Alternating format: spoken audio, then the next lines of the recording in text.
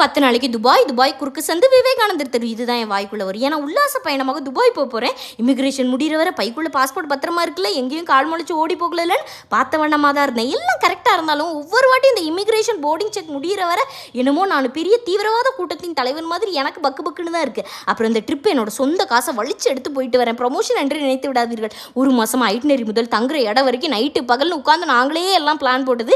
ஏன் Dubai choose பண்ணோங்கிறதுக்கு ஒரு சிறிய ஃப்ளாஷ்பேக். முன்னாடி எல்லாம் சன் டிவி நட்சத்திர கொண்டாட்டம் எல்லாம் துபாயில் தான் வைப்பாங்க. அப்போ எல்லாரும் வந்து ஹலோ துபாய் அப்படின்னு சொன்ன உடனே இந்த துபாய் இடத்துல டப்புன்னு காட்டுவாங்க, அழகாக இருக்கும். அப்போமே அது மேலே ஒரு கண்ணு. ஸோ இவ்வளோ கனவுகளோட டிக்கெட்டை போட்டு அபுதாபியில் இறங்கி அங்கேருந்து துபாய் கூட்டு போனால் காலையிலே என்ன மேன் உறக்க மாதிரி எங்கால் நல்லா பஸ்ஸில் தூக்கம். அப்புறம் மண்டையில் தட்டி ஹே மேன் எந்திரிங்க ஹபிபி துபாய் வந்துச்சுன்னு இறங்கி ஊரை பார்த்தா எல்லாம் பெரிய பெரிய பில்டிங், சுத்தம் சோறு போடும் மாதிரி ரோடுன்னு பார்க்கவே அழகாக இருந்துச்சு. அப்புறம் சுமார் ஒரு 20 மணி நேரமாக நான் சோறு சாப்பிடாம என்னமோ ஆகுதுன்னு நல்லதொரு சாப்பாடோட அங்கேருந்து துபாய் பயணம் இனிதே தொடங்கியாச்சு.